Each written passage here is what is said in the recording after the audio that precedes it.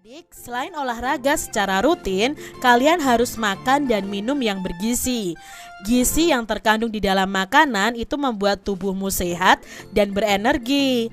Ketika tubuhmu sehat, tidak akan terasa lemas dan lemah. Tubuh yang sehat mampu melakukan kegiatan yang bermanfaat. Makanan yang baik untuk kesehatan tubuh adalah buah-buahan adik-adik. Orang yang berjasa dalam menyediakan buah-buahan adalah para petani.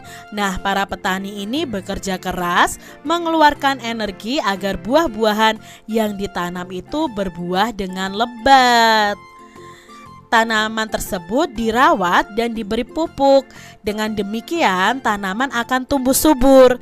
Tanaman membutuhkan waktu lama hingga buahnya siap dipanen.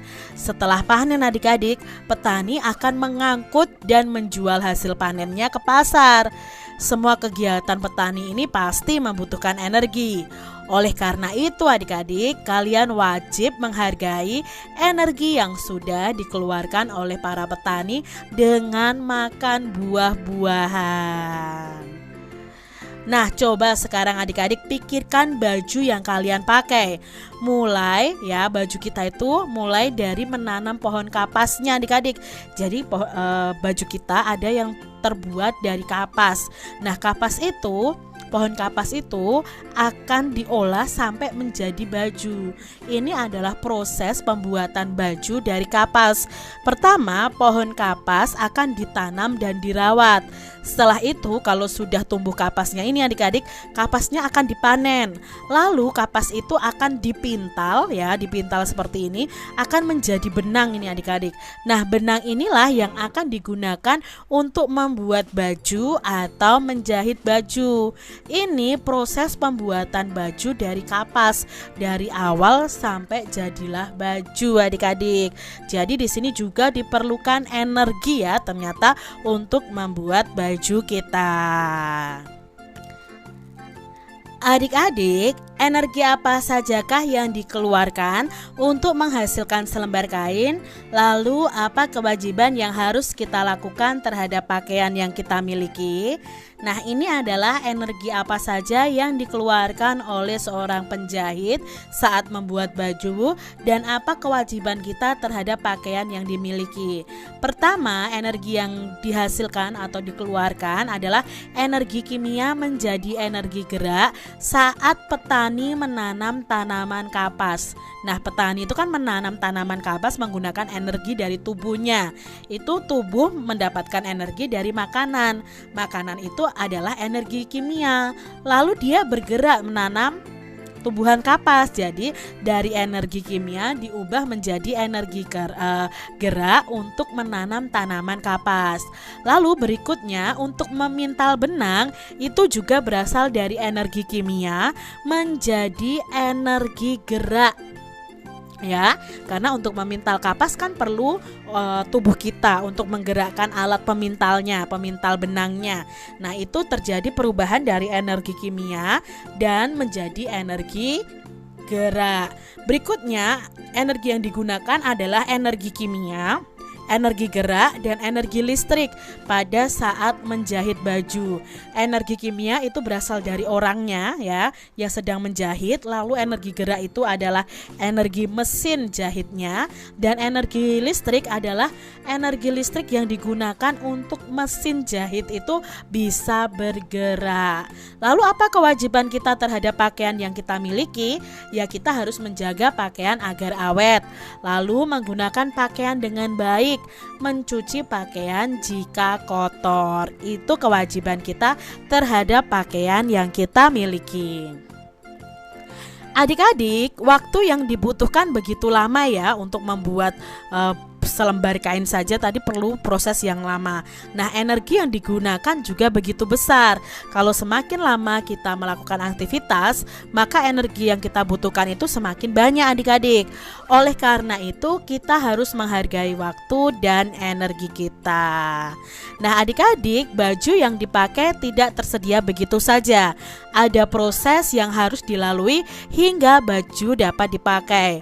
Untuk membuat sebuah baju, seorang penjahit itu itu membutuhkan waktu yang cukup, mulai dari membeli bahan di pasar atau di toko, kemudian bahan dipotong dan dijahit. Setelah itu baju dapat dipakai. Jadi hargailah pakaian yang kalian miliki. Ada contoh soal yang lainnya. Pak Ahmad menanam bibit cabai pada awal bulan Maret. Pada bulan akhir Juni, cabai-cabai tersebut sudah siap dipanen. Berapa lama proses menanam cabai tersebut? Nah, kita akan jawab bersama. Mulai menanamnya bulan Maret, siap dipanennya bulan Juni. Lama proses menanam ada berapa bulan? Nah, di sini Kak Citra punya nama-nama bulan nih.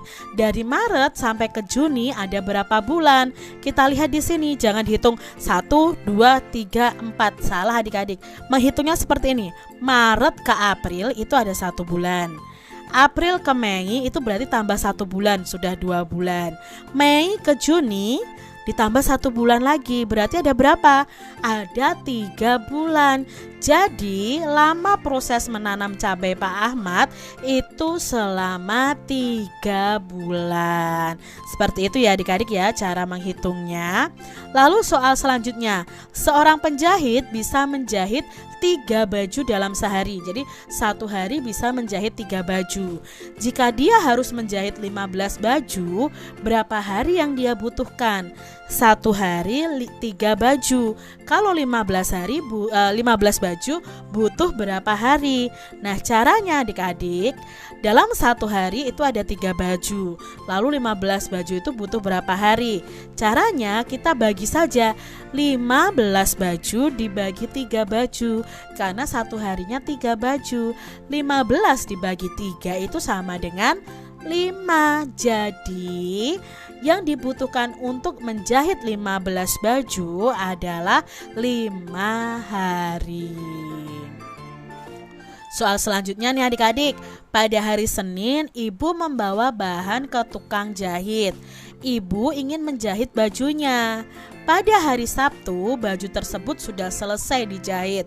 Berapa hari waktu yang dibutuhkan untuk menjahit baju ibu? Nah, di sini ibu mulai menjahitkan bajunya di tukang jahit pada hari Senin ya. Lalu hari Sabtu bajunya selesai dijahit. Maka kita hitung dari Senin ke Sabtu itu berapa hari? Jangan dihitung begini, Senin 1, Selasa 2. Tidak adik-adik, berarti menghitungnya begini. Senin ke Selasa 1 hari, Selasa ke Rabu tambah 1 hari berarti 2 hari, Rabu ke Kamis tambah 1 hari berarti 3 hari, Kamis ke Jumat tambah 1 hari berarti 4 hari, Jumat ke Sabtu ditambah 1 hari sama dengan 5 hari. Jadi waktu yang dibutuhkan untuk menjahit baju ibu adalah 5 hari. Seperti itu adik-adik. Kita lanjutkan ya. Lani membantu ibu membuat kue bolu di dapur. Ibu mulai membuat kuenya pukul 9. Pukul 10:30 kue pun matang. Berapa lama waktu yang dihabiskan untuk membuat kue tersebut? Nah, kita jawab ya adik-adik ya. Mulai membuat kuenya pukul 9. Lalu kue matangnya pukul 10:30. Jadi untuk menghitung lamanya membuat kue itu sama dengan waktu kue matang atau pukul 10:30 dikurangi waktu mulai membuat kue yaitu pukul 9. Nah, kita kurangi bersama-sama adik-adik di sini. 0 dikurangi 0, 0. 3 dikurangi 0, 3. 10 dikurangi 9. Ya 1, berarti lama waktu membuat kuenya adalah 1 jam lebih 30 menit. Jadi waktu yang dihabiskan untuk membuat kue adalah 1 jam 30 menit. Soal selanjutnya adik-adik, ayah mulai mencuci mobil pukul 8. Lamanya ayah mencuci mobil adalah 45 menit. Pukul berapa ayah selesai mencuci mobil dan gambarkan dengan menggunakan jarum jam. Nah, di sini ayah mulai mencuci pukul 8. Lamanya mencuci 45 menit. Jadi selesai mencucinya itu sama dengan waktu mulai ditambah lama mencuci. Waktu mulainya pukul 8, lama mencucinya 45 menit. Jadi kita tambahkan ya. Kenapa dituliskan 45-nya di belakang? Karena 45-nya ini menit bukan jam adik-adik. Jadi kita sejajarkan dengan menit. 0 ditambah 5, 5. 0 ditambah 4, 4. Lalu kita turunkan karena di sini 00 ya, kita tambahkan berarti 08.45. Berarti selesai mencucinya ayah itu pukul 8 lebih 45 menit. Jadi ayah selesai mencuci mobil pukul 8 lebih 45 menit. Nah, kita gambarkan ya jarum jamnya pada gambar berikut. Pukul 8 lebih 45 menit berarti sudah melebihi angka 30 menit. Jadi jamnya harus di tengah-tengah antara jam 8 dan jam 9. Nah, jarum pendeknya seperti ini ya. Lalu 45 menit. 45 menit itu jarum panjangnya di angka 9. Seperti itu ya adik-adik, mudah ya untuk dikerjakan. Demikian.